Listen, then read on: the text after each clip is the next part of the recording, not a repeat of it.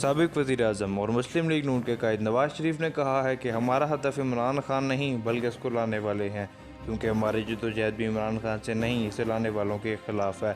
London से opposition जमातों की APC से वीडियो लिंक के जरिए खिताब में इन्होंने कहा कि मुल्क में 33 साल अमरीत की नज़र हो गई। डिक्टेटर को आइन से खिलवाड़ का हक दे दिया गया। जब डिक्टेटर को पहली बार अदालत में लाया गया तो सबने देखा क्या हुआ। पाकिस्तान को तजुर्बात की लेबॉर्ट्री बनाकर रख दिया गया। रियासती ढांचा कमज़ोर होने की भी परवाह नहीं की जाती। रही सही कसर हुकूमत साजी के जोड़ तोड़ में निकाल दी जाती है। जानते हैं 70 साल से पाकिस्तान को क्या मसाइल हैं। दोबारा आइन तोड़ने वालों को अदालत ने बरीयत का सर्टिफिकेट दिया।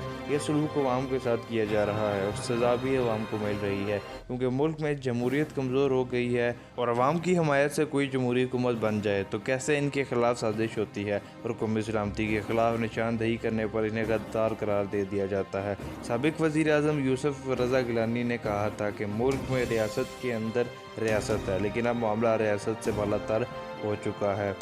नवाज शरीफ ने कहा कि जनरल रिटायर आसिम सलीम बाजवा के खिलाफ इतना बड़ा स्कैंडल सामने आया। आसिम बाजवा और उनके ख़ानदान के पास इतने ज़्यादा असासे कहाँ से आ गए, अरबों रुपए के असासे कैसे बन गए, ये पूछने की किसी की मजाल नहीं। मीडिया पर खामोशी छा गई, ना नैब हरकत में आई, ना कोई अदालत ने नोटिस लिया, ना कोई JIT बनी और ना कोई रेफरेंस दायर हुआ, ना कोई JIT बनी और ना कोई मॉनिटरिंग जज बैठा, ना कोई पेशी हुई। और वज़ीर-ए-आज़म कहते हैं वो किसी को NRO नहीं देंगे। ये कहना था साबिक वज़ीर-ए-आज़म नवाज शरीफ का ऑल पार्टीज़ कॉन्फ्रेंस में।